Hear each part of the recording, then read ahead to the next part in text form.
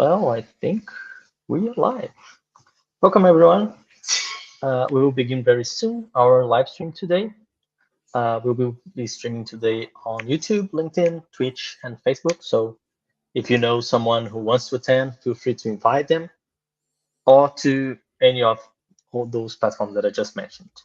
Also, feel free to scan this code that we have here. This code is to ask your questions that we're going to have right after the presentation that we're going to have today, and also answer the polls that we have prepared for you. All right, I think then we are ready to go and begin.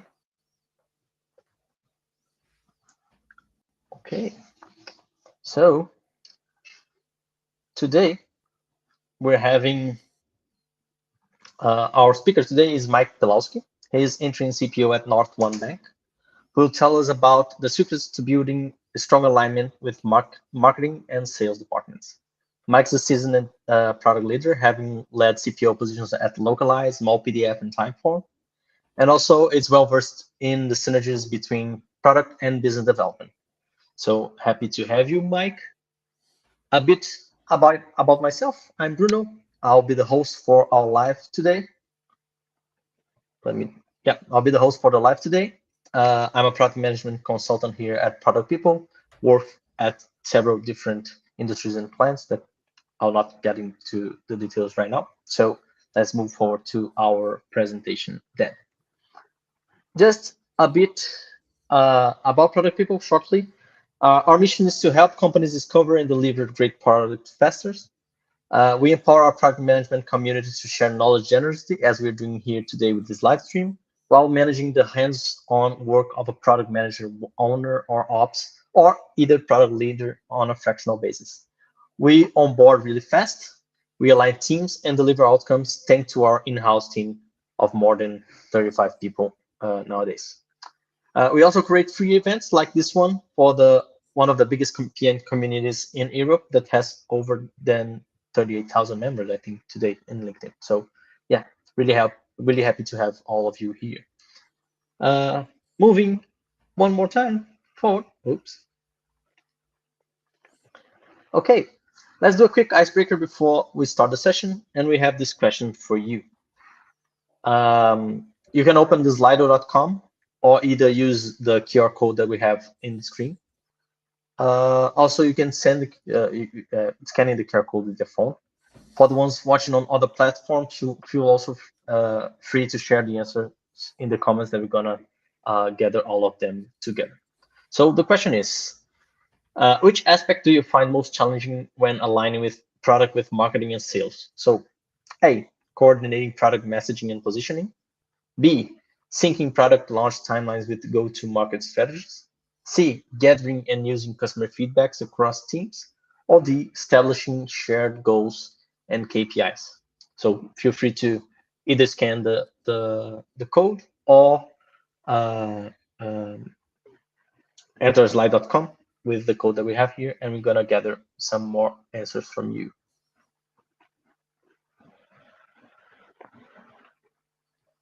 I'll give you a bit more 30 seconds so we can move directly to the presentation from Mike. I'm really looking forward to it.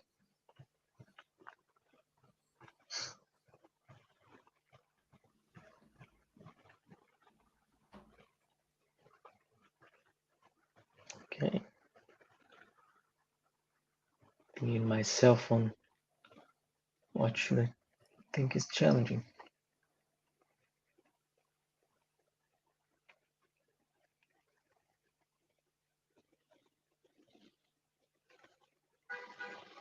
Well, we have the results. It's pretty divided between A and B, so coordinating product messaging and positioning, and B, syncing product launch timelines with go-to-market strategies. So I'm really looking forward to Mike's presentation so it can help us also understand a bit more on the question that he asked us here. Okay, moving forward then. Oops, I'll hand over now to Mike. Mike, feel free to share your screen and we can begin the presentation. Thank you. Thank you, Bruno. All right, here we go. It's a pleasure to be here. Greetings from sunny Lisbon. Hope everyone is doing well. Looking forward to your questions and the conversation. And let's get started. So, first of all, why am I talking about this particular topic? I've spent a lot of time in scale ups solving the problem of how do we go together to the market with the product, with marketing, with sales. Most of the time, I was the product leader driving this conversation, but I also had experience twice being a CMO and once running sales, and had the opportunity to see from the other side how difficult it is sometimes for sales and for marketing to align to product and vice versa. This is not specific to any types of market motion. So I've worked in product-led growth, I've worked in sales-led, any type of contract from $120 ACV to $120,000 ACV. So what I'm sharing should apply to you if you are B2B and you're looking for it. And even if you're B2C, most of the strategies should help you align better across those three departments. But before I go into my recommendation, I wanted to share with you a story that goes a few years back. And it starts with me essentially joining one of those scale-ups as a VP of product. And during my onboarding, I was lucky enough to join my first sales call. Big target, talking about ACV of about 250,000. Most of the leadership and product team was watching the demo. We had this sort of a learning curve, feedback curve that we tried to join on, especially on the larger accounts, to see the feedback and see how the customers are reacting to the value proposition and to the roadmap. And in this particular case, the buyer and the seller were not users of the product, and none of them have ever tried. Users were actually not part of the process. The VP was making the buy decision. And to a large extent, the process was what I would consider a checklist buying. Meaning you have a set of requirements, you go through those requirements. In the conversation, the features match, great, we can move forward. But as the process progressed, we had a quick realization that the buyer was asking for things that our product was not necessarily a great fit.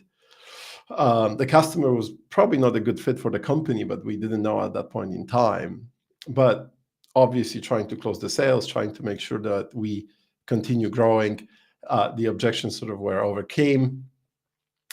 And as I think many PMs are familiar with, promises were made that new features will come on board or that we will help with the integrations. Unfortunately, that story did not have a happy ending. After 6 months, the customer churned. But that story actually started a broader problem that, to a large extent, you could say, I was brought in to help solve. And that broader problem was there was really no focus on any kind of a customer. And the sales would sell the product to any customer that actually felt like they could benefit from it. What it resulted with? It resulted with what we call a dead march in engineering, meaning our backlog was so long that we had the roadmap that extended 2 years of feature requests that already have been promised to customers. Obviously not something you can fulfill. At the same time, because there was such a big focus on the features, the platform started falling apart. And the engineers, under the pressure of time, tried to hack quick solutions. Soon everyone was in the office, Saturdays, Sundays. And, unfortunately, it isn't the case in this kind of situations. We had people starting to leave because of the burnout, because of the level of stress that this brought. At the same time, you are in a startup, it's growing, you have a great reputation in the market, so you're still trying to hit that triple, double with the growth, but you can't do that if your churn catches up with you and essentially impedes any ability to grow, because whatever you add very quickly churns. So my realization was that the first thing that we had to do was actually to bring everyone on the same page about what we have, who does it fit with? So I thought the easiest way to do it would be hands-on. It's personal experience, especially if the leaders have this personal experience, tend to be much more valuable than any slides or any pitch that you prepare. So I organized the workshop. What you can see on the side of the monitor is actually a UI of an application I built for us to test during that workshop. And the founders, sales, marketing, customer success, product leadership, all joined the workshop. In order to prepare for the workshop, there was a specific homework that all the participants had to do. The homework represented the top 15 most popular use cases that we were actively pitching and try to onboard our customers with customer success. There were clearly defined evaluation criteria, jobs to be done, outcomes, and essentially the goal of the participants was to try over the weekend with the help of this small app to build all the use cases so they can actually experience themselves what's working and what's not working in the product. On Sunday, just before the workshop, I started receiving calls, and I think maybe at noon, the first call came, but they were going late into the night. People started calling me, how do you do X? Where is the button for this? How do I get this output? And the reality was 2 of the top 5 use cases that we actually had in our sales decks were not supported by the platform. So they were impossible to achieve. A couple of functions work very differently than advertised. And on average, I think we had a completion rate of around 7 to 8 use cases that were truly done. And for me, this was a great moment of reconciliation where we all came on the same page about where the product is, how we can sell it, and to whom. But at the same time, it was also a great example of how quickly this fragmentation between sales and marketing and product can happen, and how you're actually bringing very, very different stories to market from each department, and how quickly that turns into unmanageable reality where your customers are unsatisfied, they're churning, and you cannot bring features for them because the base of the customers is so heterogeneous that essentially, what one customer, quite often 90% of customers don't need. So what were the key learnings? Well, first of all, you need to know who the right customers are. It all starts there. If you don't really have that understanding, you cannot move forward. Surprisingly, I find that most companies that I talk to that are in this startup scale-up mode don't really have a very crisp understanding of who those customers are. To tell you an example, when I actually joined Typeform, the first question I asked was, who's our customer? And the answer was, we are not sure if we are a B2C or B2B company. Interestingly enough, the story repeated itself at Small PDF, where also that was one of the key questions. Are we even a B2C or B2B company? The second thing that you really need to understand is what customers need, which needs overlap the most, what the product can do, how the product should evolve. And the outcome is essentially marketing is targeting and pitching people who are the cheapest to acquire because their goals are to acquire X number of users at a specific CAC. And so they will focus on the ones that are the easiest to acquire, regardless of whether they are actually truly lead that will be retained. Sales pitch is focused on landing large commission, obviously, and without worry what's going to happen year 2, year 3, year 4. And when that happens, the product priorities also will change because the largest deals in the pipeline and the largest customers at risk will essentially drive a lot of the conversations every quarter. So you won't be able to build towards any vision. You'll essentially be trying to solve that leaky bucket by dropping a feature here or there to save customers that otherwise are not a good fit for you. So how do you know you have a problem? Well, I like to think of this as a pyramid of symptoms. And on the top of that pyramid is essentially unmanageable churn. If you see churn in your company or dissatisfaction in your company, and you're not really clear and that dissatisfaction comes from different customers for different reasons, then the problem is really much deeper underneath. And usually what is the second level of that problem is that you really have unclear value proposition and your messaging is not unified across department and does not reflect really what the product does. The layer below that is you don't have a clear value proposition because you are not really sure who you're selling to, why you're selling to them, and why you're different. And obviously that goes down to the bottom where you really have a siloed market context. What I mean by that is you will have salespeople who talk to sales prospects and they will build their understanding of the needs from what they hear in those conversations. Marketing might do their own research or might do benchmarking, might look at the positioning of the competitors and essentially build their messaging to fit within that marketing sort of cloud of words that they want to differentiate themselves from. And then product is going to build for people they are spending the most time talking to, and that will go yet in a different direction. So one of the really the bottom of the pyramid, the foundation of this problem is that simply you don't agree on who the customer is and why they're buying you. So to expand this in a little bit more detail, unmanageable churn, customer churn for varying, often contradictory reasons, complicating retention efforts. There's no one or two things you can do to save the customers. You really have to do 50, 100 things to save each and individual customer. Feature commitments are being made regularly to retain customers, and that's really something that will not allow you to proceed forward if your entire backlog is driven by a feature request that come at the retention conversation. And finally, the product roadmap becomes overburdened with ad hoc features that serve very niche needs.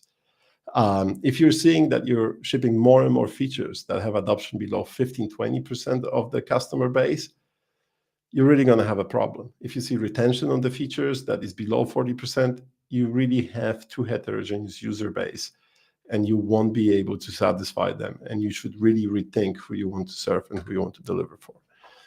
So what can you do just to manage those symptoms now? Well, first of all, prioritize based on density of needs. Identify your target customers, ICP. Look at where is the biggest overlap between their needs and strong product market fit or your product. Then look at the broader segment of customers and identify first the expansion customers. Expansion customers are usually the ones that are the closest to your target customer, the one that is very satisfied with your product. They maybe miss one or two things to also be your target customer. And then look at outlier customers, the ones that really have big gaps. And make sure that you're not building for them because you're essentially going to lose your existing customers and expansion customers. Classify them as almost anti-customers, everyone that you're not going to serve. Second thing, track churn by segment. So customer churn in your target segment, in your ICP, should be one metric that is completely independent from the average churn across the entire customer base. That includes also the customers you're not planning to retain. Even if you can exclude the anti-customers. And let the non-ICPs leave and even fire the disruptive ones. You might have those cases. In this particular case, we actually had to fire a customer that had $1 million or close to $1 million ACV. But we had to do it because we would not be able to actually address their needs, and their requirements drove the platform in a very different direction than most of the customers wanted. Unclear value proposition. How do you know you have this problem? Well, first of all, inconsistent messaging across teams. Second of all, customers don't understand your core offering. I often found that even the leadership team doesn't truly understand the core offering if the leadership team doesn't understand it and how customers can understand it. You have misleading marketing campaigns emphasizing features or benefits that are not fully supported or that cater to very niche subsets of your customers. There's a weak perception of your product market fit. The product is perceived as unfocused. People don't know what it stands for. It's kind of a Swiss knife. You're not really sure what it is and why do you need it. And it's particularly scary where you say the number one value proposition that our product has is all in one, because that means actually your product has nothing. You have to be very clear about where you're better. And obviously internal confusions among the teams. So How do you solve it? Define the areas you want to compete on. These are really 1 to 3 needs of your core target where you can be better than anyone else. And you want to have credible evidence of success in those areas so you can actually use it in the sales process. Diagnose all of your content, sales decks, onboarding to make sure that they actually fit that value proposition. And then do the same thing with the roadmap. Are there things on the roadmap that are not there to help you really deliver on the needs of your core target segment? Eliminate them. Unless you have spare resources there, you're not progressing your platform in the direction that it needs to go. So the third problem, you don't have a clearly identifiable ICP or ideal customer profile. Example from Typeform. I mentioned that they were not sure if they are a B2C or B2B company. I can tell you Typeform is very much a B2B company. But there are some B2C use cases that sometimes happen. The only problem is those B2C use cases are not really use cases that are repetitive and frequent enough for a subscription service to make business out of. So what you can see on the right side is actually a Typeform template for online weddings. Very useful. It really helps you when you're planning a wedding to organize properly, collect all the allergies that people might have, collect other information about their arrivals. Maybe you want to do it to indicate what kind of gifts you want to have. There's a lot of value you can get from it. There's only one problem. Your wedding will take 2 months to prepare, or at least the Typeform will be there for 2 months as guests are getting to the wedding. And after that, the customer churns. And there is nothing your growth team or your product team can do to retain that customer because that customer doesn't have a repetitive use case. So this is an example of a marketing effort that essentially drives people, that drives the retention metric down for Typeform. So what do you need to do is look, is your customer base really scattered? Are there misaligned expectations? Is product becoming harder to use over time? This is another great sort of learning. As you start catering to multiple different segments, for each segment, the product will become harder and harder to use because they will see in the UI a lot of features that they don't need, but they will be confusing. They will make them feel like they are paying for something they don't need. They will make them feel like they actually should be learning more and they don't want to.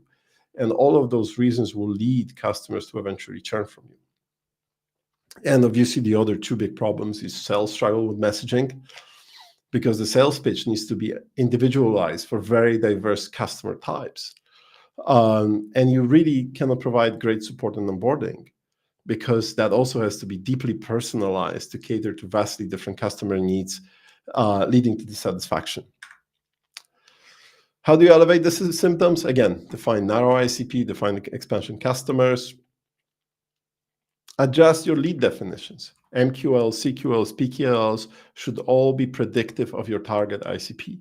If you cannot see strong correlation between your MQL and conversion and retention, then you have a bad definition. It's as easy as that. And track and reward only leads and customers who fit the profile. And finally, qualify customers. This is a great use case from Superhuman, who had this very long, actually, I would say, onboarding form that I had to fill in order to be their customer early on.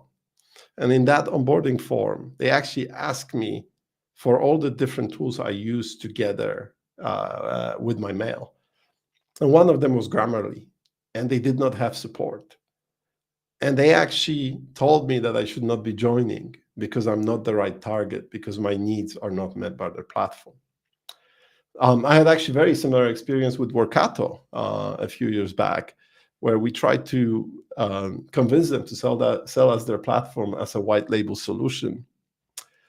And they were not ready to white label. And even though this was a large deal, they were very clear that this is not the right time for the company to white label. They are focusing right now on their core target. We are not that. And they actually referred us to one of their competitors to work with.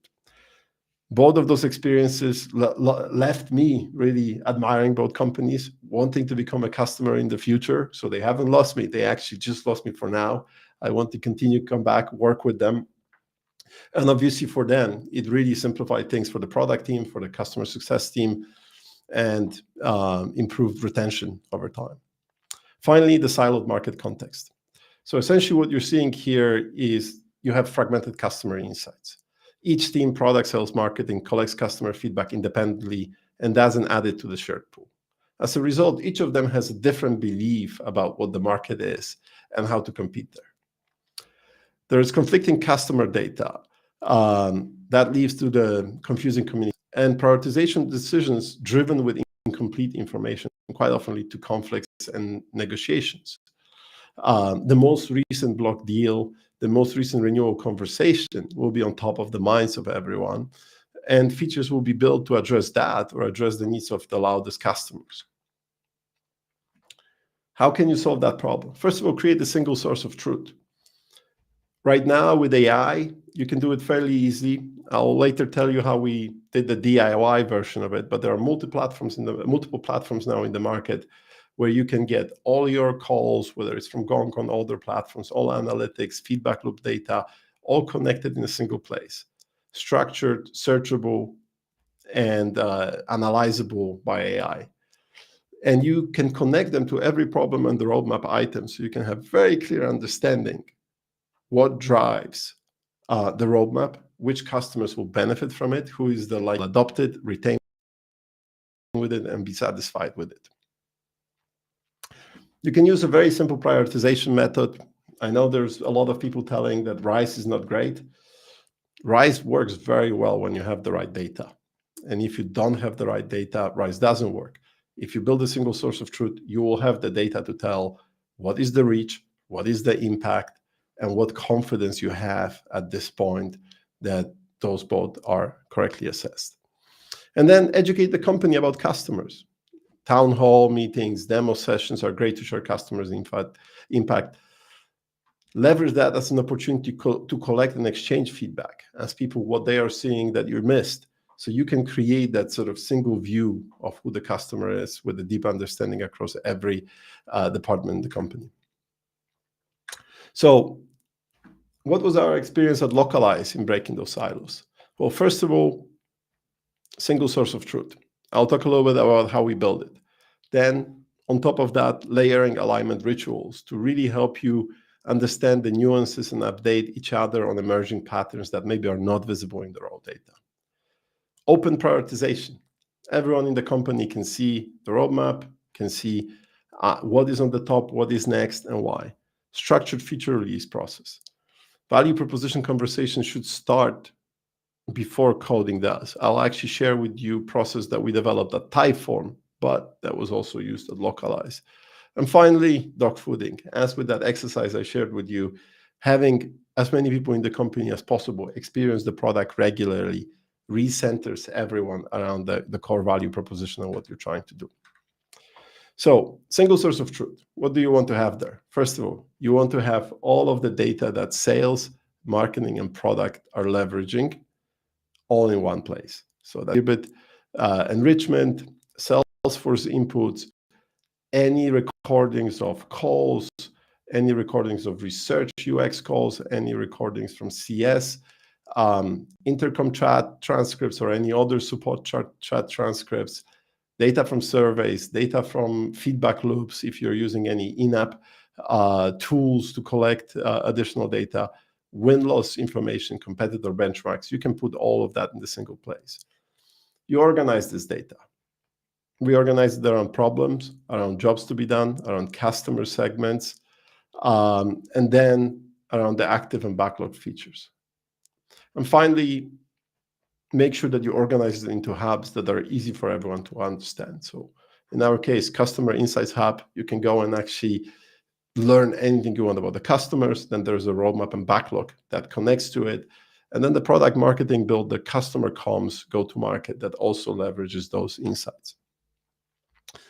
Can be very simple. Airtable, really good for this.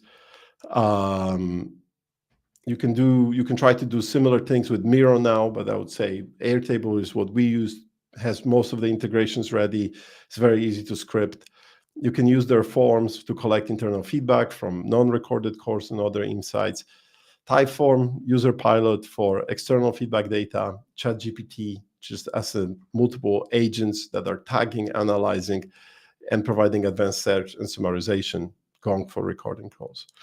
Organization. Tables for sources, essentially based on where they're coming from, and structure, customer details, key topic summary, related problems, related products, services, other insights. And then just organize and use. You can use it to identify reach or validation targets. You can also understand the impact, how often it's being mentioned, what is the sentiment in which it's being mentioned, what is the context of the use case that will help you understand the impact. And finally, what you can actually do with this, especially if you upload the last year of data, you can actually see how the sentiment changes over time and use it to predict the future. So you can, for example, see how often pricing comes up in sales calls and how big of an issue price is in driving the conversion decision.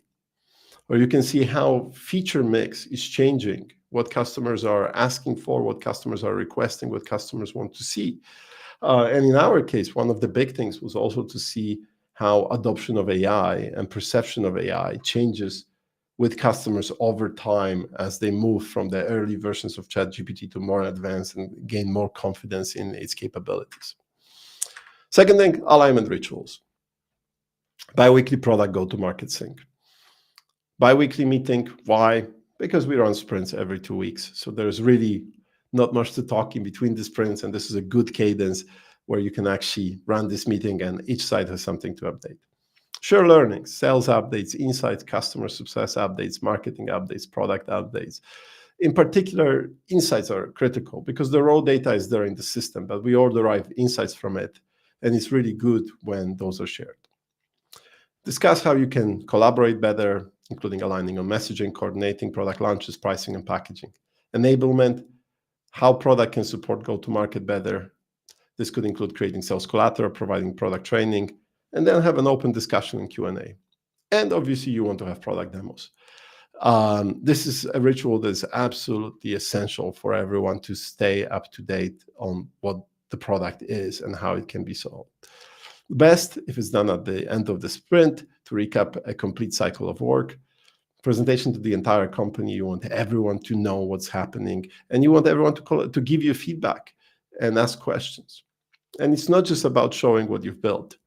You can present product ideas, you can present UI design, you can present work in progress, you can present products ahead of release. Each of those opportunities is also a chance to de-risk whatever you're building very early on, because your company consists of experts in the market that actually will have strong opinions they can share with you. 4 to 6 demos per session. Structure is simple. Why are we doing it? What is the demo? Feedback, questions, how others can help. And then final ritual that I started doing a few companies back, and it turned out to be quite effective. Monthly reviews that are really allowing a company, but in particular the go-to-market team and the extended leadership team to join. The whole idea is to help the team get some blocks and empowered, but also to help to create the shared context between those two groups that are joining and the product team. So you have the classic 50 minutes update on the quarter progress, key metrics, key deliverable, key risks, and then you really focus on learnings. What have we learned from discovery, including inputs to strategy? What have we learned from delivery? And what are our ideas for improving delivery execution? Are there any other learnings, for example, organizational, team, and so on that you want to share? And then finally, the last 50 minutes is really for the product team to talk to the extended leadership team or executive leadership team, depending on your company, and ask for their needs, because they need to be unblocked, because they need some help, because they need some support in order to be successful. Relatively straightforward. As I describe RISE, I think every PM knows what this is, But what is really important is that you have data backing it, and you can actually show that data. That creates this moment where everyone looks at the backlog, they link to the data, and they can answer to themselves, why is it most important for the company to build? And they can get aligned around the roadmap as it moves forward. Completely open. You want to be very transparent about the data you're using, how the decision was made. So there's no secrets. Product is not a black box that builds something on their own, based on their own whim. And that's really it.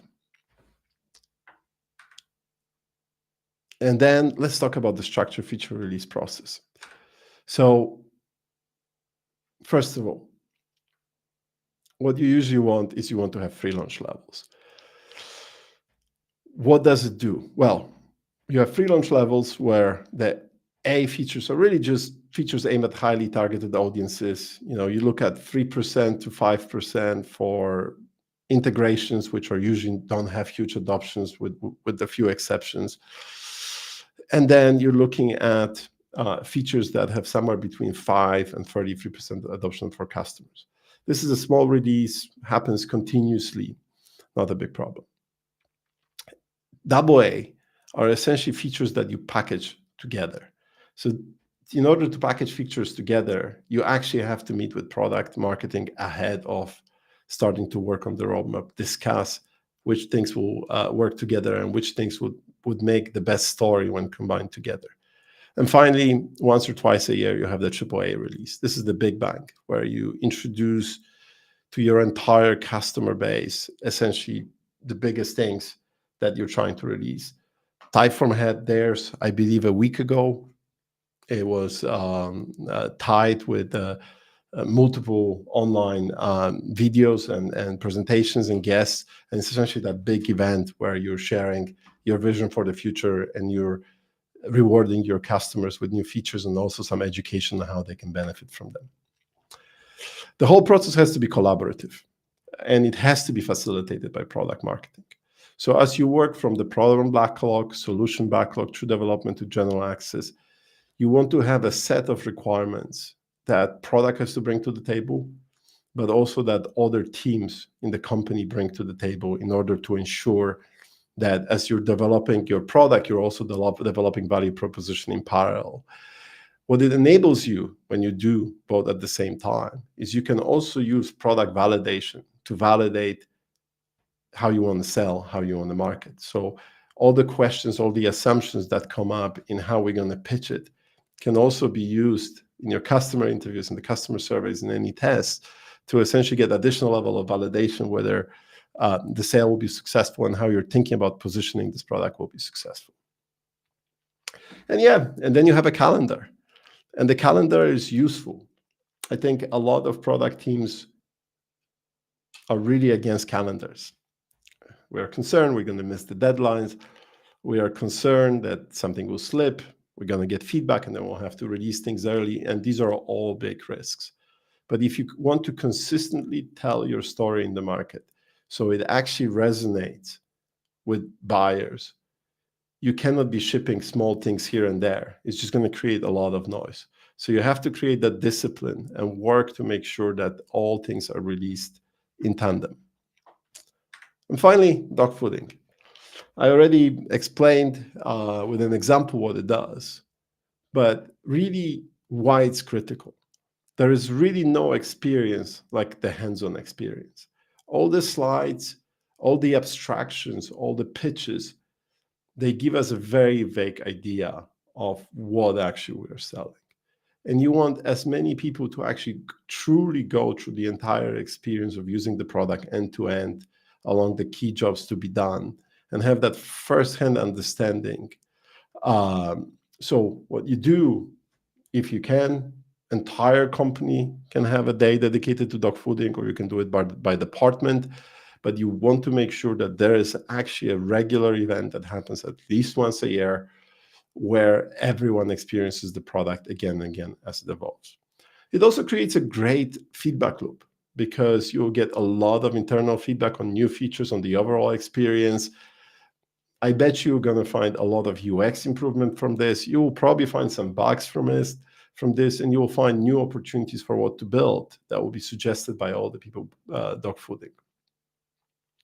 And finally, for anyone in marketing, for anyone in sales, once they experience onboarding and use the product, the way they start talking about it, the way they start marketing is much more authentic, and they can really answer questions on a very different level of understanding of the product than they would be able to do otherwise.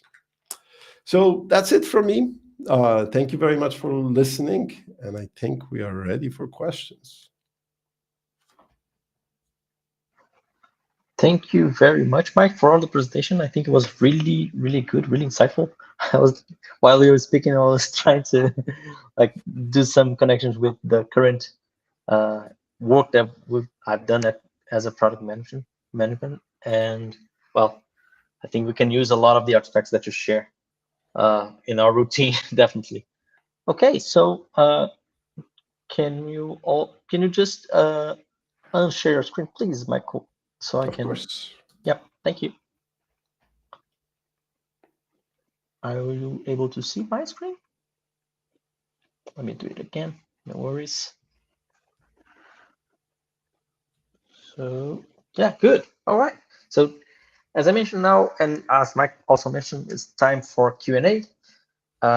You can also use the same slido.com link that we shared with the same code as it's in the screen, or either scan the QR code that we have on the screen to ask your questions.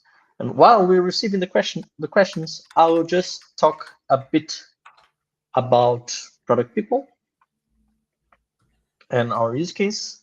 So basically, our interim product managers and owners, we cover parental leave, scale your product management team quickly, or lead any kind of key initiatives while bridging the gap until full-time employee joins.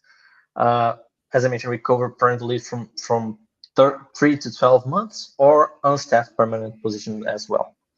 With us, you can get temporary help to drive product discovery and delivery for the deadline and create big impact in a short time.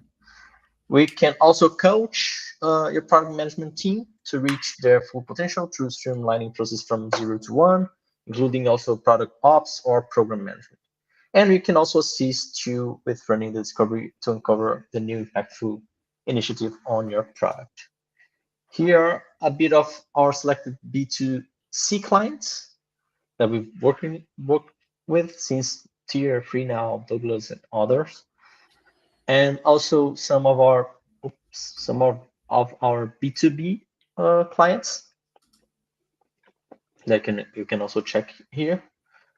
And again, on the stats, we supported over 300 cross-functional teams and 70 clients from Series S startups to publicly listed companies. Our team is composed by 42 product leaders and product managers in-house to deliver high-quality service to our clients. And we also take pride in having 60% of women in the team, with 66% of them in the leadership role so far. Yeah, and for Q&A, before we receive anything from the channels, I do have a question that I'd like to ask you, Mike. Based on all the artifacts that you presented, and from my experience of working in B2C and B2B, and also really sales-driven customers, do you think that there's a specific artifact that's more oriented to a B2C product, or one that's more specific for B2B, or do you think everything that you share in terms of artifacts can be really supportive to any kind of sales pitch for us as product to reach out to the sales team? I don't think there's anything in my presentation that is limited to B2B only or B2C. Of course, your go-to-market motion will limit or expand the quality of the data you're having, right? So if you don't have sales calls, then automatically that is not visible to you, and you have to rely more on and other forms of engagement to get that insight. But outside of that, the The two have different terminology, right? In B2B, we like to talk about ideal customer profile. In B2C, we talk about target customers and so on. But in the end, they are very similar, right? In one case, we have demographics, in the other one, we have firmographics. But it's not a massive difference that you actually have to change your processes internally for alignment. Got it. Cool. We had our first one from Alexi Narco in LinkedIn.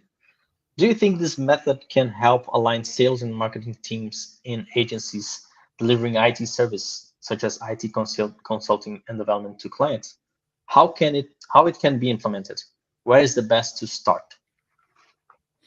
I think it's a great question. And obviously, this is a service business, not a product business, IT consulting.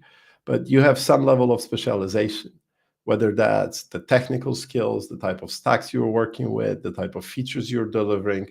And as a result, there should be a fairly good fit to that.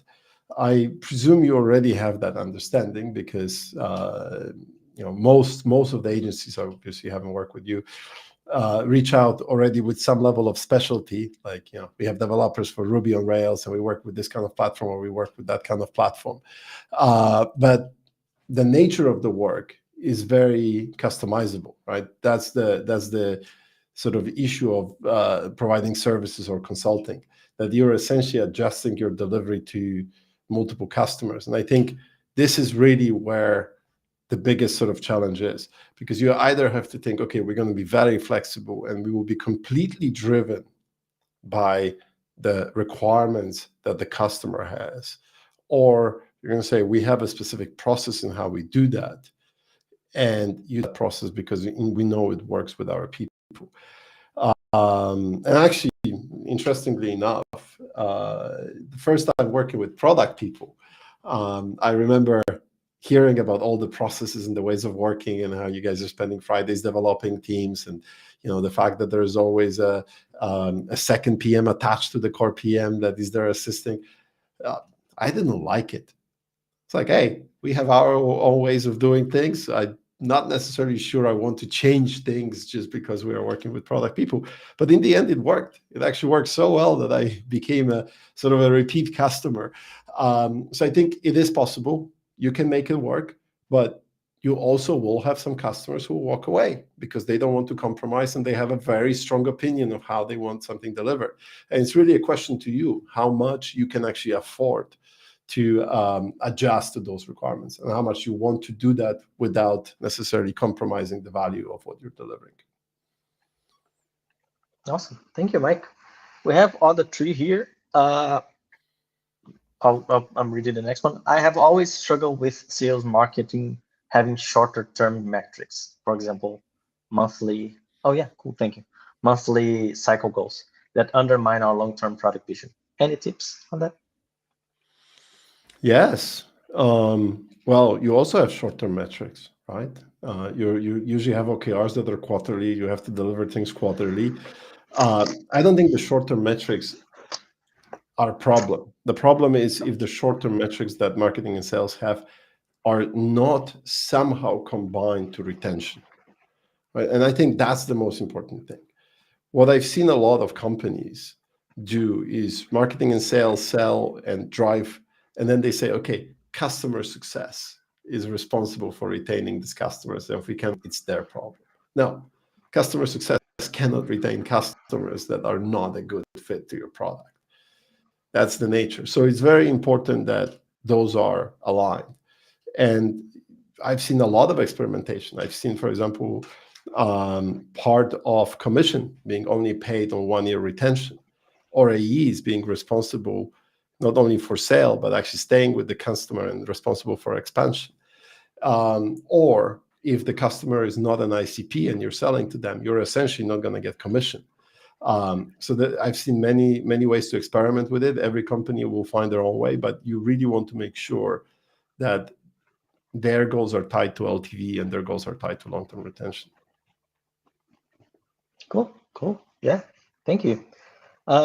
Regarding metrics, you had another one here. Do you think average revenue per user is a good metric to align OKRs between product, marketing, and sales teams when they are in a siloed structure? Which others would you also recommend? I think average revenue per user is a good metric because by definition, you're looking at growth with the customer after they signed up, and you're looking at retention as well over time, because you would want that revenue to grow with the user, and obviously retention means the revenue per user is going to continue growing. So that's a helpful metric. Is that a sufficient metric? No, because it's still a metric that you can manipulate short term and can have negative impact long term. Every metric that can be manipulated short term, whether that's revenue, ARPU, or anything else, needs to have some kind of a tie-in to a long-term metric that ensures stability is there. So I think in this particular case, if you have ARPU, you also want to have some goals around retention long term. You also want to make sure that the ARPU comes from customers who are really a good focus. So you're actually clearly segmenting and clearly saying who's good the customer, who's not customer, who's bad customer for you. But I think as a single metric, it's a good metric. You just want to complement it. Yeah, cool. Thank you. We have another one here. How early do you think product teams should involve sales or marketing in the development process? Is that something really strict? Well, I would say you should do it before you start building. I think working with sales to present your roadmap, not in a way that it's set in stone, but as you're joining customer calls, roadmap, say that you want feedback from these customers on that roadmap and present some items that you want to build, is one of a really good ways to validate whether customers will actually pay for what you're building. Right? This is one of the, I would say, one of the strongest signals you can have very early on that what you actually have on the roadmap is worth building in the future. So I think the way I like to think about sales and marketing is not just go to market, but really as departments that can help you validate what should be on the roadmap in the first place, not just give inputs, but actually take them back and test. Same thing with marketing. Multiple times we've done advertising that led to landing page, that led to a sign up for the product for the future, because we wanted to see whether the value proposition that we have in mind and the solution stands out, and whether you can actually develop acquisition that is within the constraints that you have around customer acquisition cost. Really good ways to test your ideas, whether it's paid advertising, vaporware with sales, presenting the roadmap, all those components work. I think small startups do it instinctively. When you are before product market fit, you're actually selling before you're building to a large extent, to actually validate what you're building. I don't know why that disappears over time. I think people are concerned about having to commit to build things, but you don't have to commit.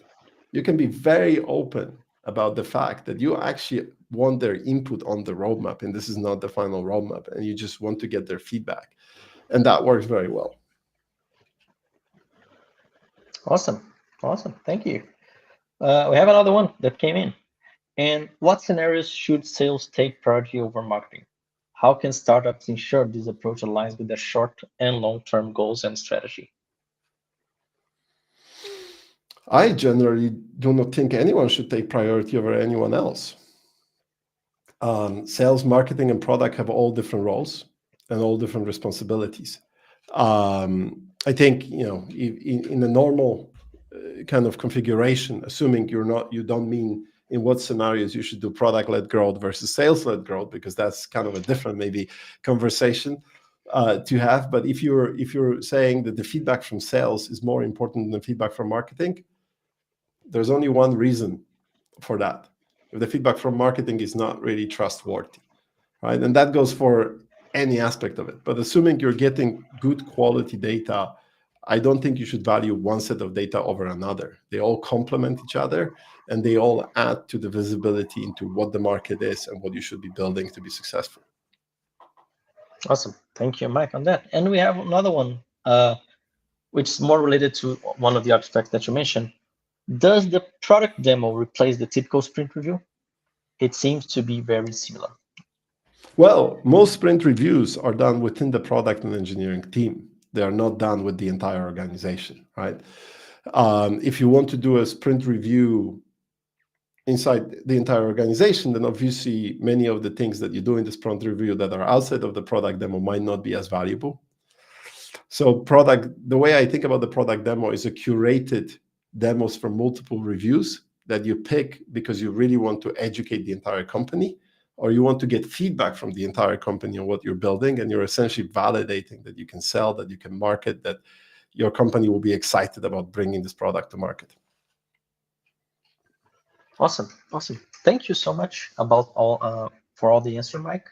I think we're closing now to the end of our session. So I just want to really thank you for the presentation. I think it was really insightful. At least from my perspective, I will take a lot of the artifacts that you share and use it on my routine. And just for the audience, we have we're closing today, but every Tuesday we are here with the live stream at 5 p.m. CET. So happy to have you in next Tuesday with us as well.